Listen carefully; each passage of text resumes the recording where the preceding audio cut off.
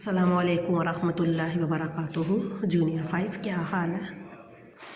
اللہ تعالیٰ آپ کو اپنے حفظ و امان میں رکھیں۔ آپ اپنی کتاب کا صفحہ نمبر 81 اور حضرت عثمان غنی آج ہم پڑھیں گے۔ حضرت عثمان غنی رضی اللہ عنہ ان کے بارے میں سیکھیں گے اور یہ ہمارا لاسٹ چیپٹر ہے۔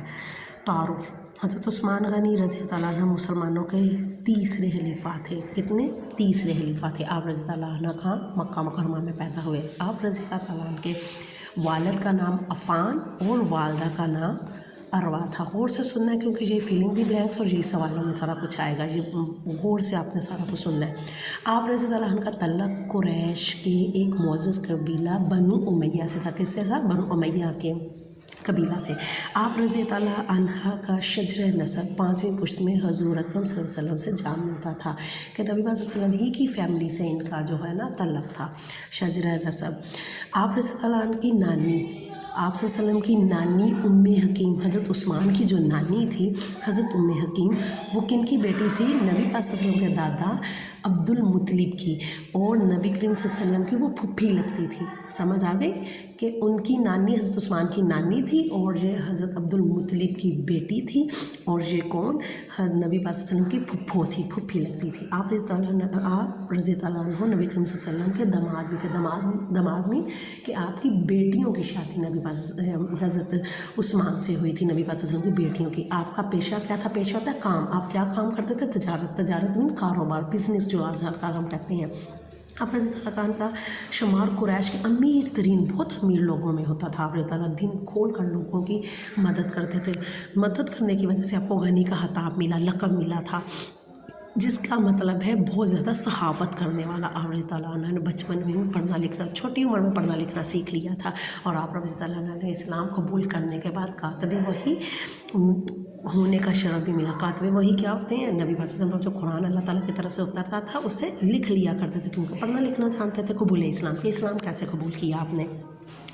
حضرت ابوبکر صدیق رضی اللہ عنہ نے حضرت عثمان رضی اللہ عنہ کے دو گہرے دوست تھے، دونوں بڑے اچھے دوست تھے، شروع سے ہی بڑے گہرے دوست تھے۔ حضرت ابوبکر صدیق نے جب اسلام قبول کیا تو انہوں نے اپنے دوست کو بھی اسلام کی دعوت دی، تو انہوں نے بھی، اور نبی صلی اللہ علیہ وسلم کی خدمت میں حاضر ہو کے حضرت عثمان نے اسلام قبول کر لیا۔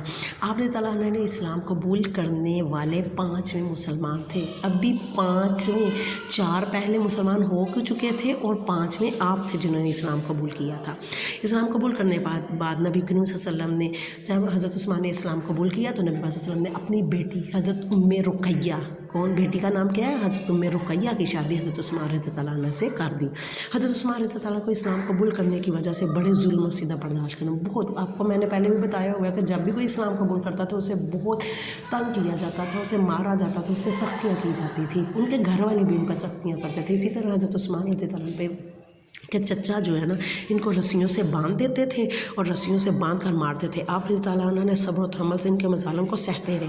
حضرت عثمان غنی رضی اللہ اپنی اہلیہ کے ساتھ، جب وہ اس طرح نا تو اپنی اہلیہ کس کو کہتے ہیں؟ بیوی، نبی صلی اللہ علیہ وسلم کی جو بیٹی تھی اور ان کے ساتھ شادی ہو گئی تھی نا حضرت عثمان کے ساتھ، اس کو لے کے حبشہ کی طرف ہجرت کر گئے تھے۔ تھوڑے ہی عرصے کے بعد ایسے جھوٹی افواہ کسی نے پھیلا دی کہ مکہ کے سارے مسلمان ہو گئے ہیں، سارے لوگ مسلمان ہو گئے ہیں، تو آپ پھر جب واپس آئے اپنے خاندان کو لے کے واپس آئے تو یہ خبر غلط ثابت ہوئی، تو پھر آپ رضی اللہ عنہ مدینہ منورہ کی طرف ہجرت کر گئے، اور 2 ہجری حضرت جب ہجرت کر کے مدینہ چلے گئے، جب نبی صلی اللہ علیہ وسلم بھی مدینہ چلے گئے اور آپ بھی بعد میں مدینہ آ گئے، تو ادھر 2 ہجری، ابھی 2 سال ہی ہوئے تھے مدینہ میں رہتے ہوئے کہ آپ کی بیوی جو نبی صلی اللہ علیہ وسلم کی بیٹی حضرت رقیہ تھی ان کی وفات ہو گئی۔ نبی کریم صلی اللہ علیہ وسلم نے اپنی دوسری بیٹی حضرت ام کلثوم رضی اللہ عنہا کا نکاح حضرت عثمان غنی رضی اللہ عنہ سے کر دیا۔ ایک دوسری بیٹی کی، ایک بیٹی نبی صلی اللہ علیہ وسلم کی فوت ہو گئی، آپ کے نکاح میں تھی، ان کی شادی ہوئی تھی، دوسری بیٹی کی شادی آپ رضی اللہ عنہ سے کر دی۔ اس وجہ سے آپ کو کیا دیا لقب، کیا ملا؟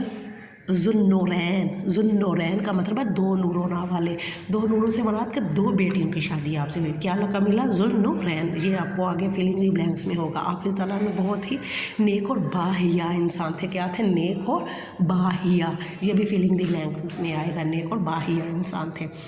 اگر دور نبی میں خدمات، حضرت عثمان غنی رضی اللہ عنہ نے اپنی جان و مال سے اسلام کی بے پناہ خدمت کی۔ جب بھی مسلمانوں کو مالی مدد کی ضرورت پڑتی تھی تو آپ رضی اللہ سب سے بڑھ کر مدد کرتے تھے۔ مدینہ منورہ میں کوئی بھی پانی کا کنواں نہیں تھا، یہ آپ نے 2 کلاس میں بھی پڑھا ہوا ہے، تو صرف ایک کنواں تھا میٹھے پانی کا، جو ایک یہودی کی ملکیت تھا۔ مسلمانوں کو اس کنویں سے وہ پانی نہیں لینے دیتا تھا، اور یہ حالات دیکھ کر آپ رضی اللہ عنہ نے اس کو منہ مانگی قیمت دی، کہا کتنے پیسے لینے ہیں لو مجھ سے، اور کنواں خریدا اور مسلمانوں کے لیے وقف کر دیا۔ رسول کریم صلی اللہ علیہ وسلم نے غزوہ تبوک کے موقع پر بھی بہت زیادہ مالی مدد کی، اور اس وقت آپ رضی اللہ عنہ نے 1000 اونٹ، 70 گھوڑے اور 1000 نگ پیش کیے۔ آپ رضی اللہ عنہ حضرت بکر صدیق رضی اللہ عنہ، حضرت عمر فاروق رضی اللہ عنہ کے دور خلافت میں مجلس شورا کا مطلب ہوتا ہے مشورہ دینے والے، کہ اگر کسی کام میں کسی چیز کی ضرورت اور مشورے کی ضرورت پڑتی تھی تو اس میں بھی آپ اہم ترین رکن تھے مشورہ دینے کے لیے۔ اور یہ جو خدمات ہیں نا، اب آپ دیکھیں کہ 1000 اونٹ یہ کوئی کم مقدار نہیں ہوتی ہے، جس طرح آج کل ہماری مرسیڈیز گاڑیاں ہوتی ہیں نا اونٹ کی، وہ اس زمانے میں اہمیت ہوتی تھی تو اتنا مہنگا ہوتا تھا۔ دور خلافت میں خدمات، اب جب آپ کو خلیفہ بنا دیا گیا تو پھر آپ نے کیسے خدمت کی؟ حضرت عمر فاروق رضی اللہ عنہ کی شہادت کے بعد محرم 24 ہجری میں حضرت عثمان غنی رضی اللہ عنہ خلیفہ بنے۔ کب؟ 24 ہجری میں۔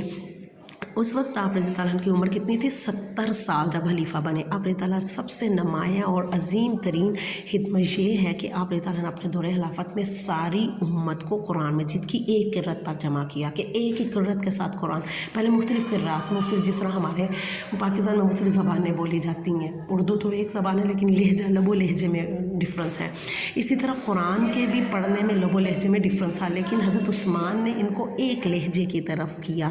اس عظیم خدمت کی وجہ سے آپ رضی اللہ عنہ کو جامع القرآن بھی کہا جاتا ہے، کہ جامع قرآن کو جمع کرنے والے۔ آپ رضی اللہ عنہ کے اس کارنامے کی وجہ سے امت انتشار میں مبتلا ہونے سے بچ گئی، کہ ایک ہی قرأت، سارے ایک ہی قرأت سے قرآن پڑھنے لگے۔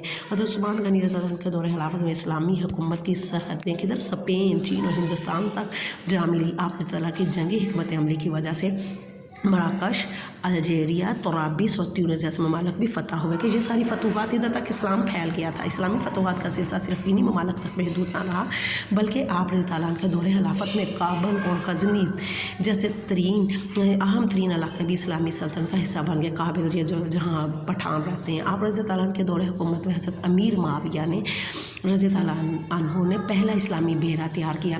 اسلامی بیڑا، بحری بیڑے مین کشتی، وہ جو بڑا سا جہاز ہوتا ہے نا، بحری جہاز، اس کو کہتے ہیں، اس کے ذریعے بھی سفر کیا جا سکتا تھا۔ آپ رضی اللہ عنہ کے دورے میں ہوا 35 ہجری میں حضرت عثمان غنی رضی اللہ عنہ کتنی 35 ہجری میں 82 سال ان کی عمر تھی، 82 سال کی عمر میں ایک سازش کے ذریعے شہید کر دیے گئے، کہ کیا آپ شہید کیا تھا آپ کو، اور آپ رضی اللہ عنہ شہادت کے وقت قرآن مجید اور کیا کر رہے تھے؟ قرآن مجید کی تلاوت فرما رہے تھے۔ آپ رضی اللہ عنہ کو جنت البقیع میں دفن کیا گیا۔ کدھر دفن کیا گیا؟ جنت البقیع میں۔ اور آگے اللہ حافظ فی امان اللہ، مشق میں آپ کو اگلی کلاس میں کرواتی ہوں۔ اللہ حافظ فی امان اللہ، اپنا خیال رکھیے گا۔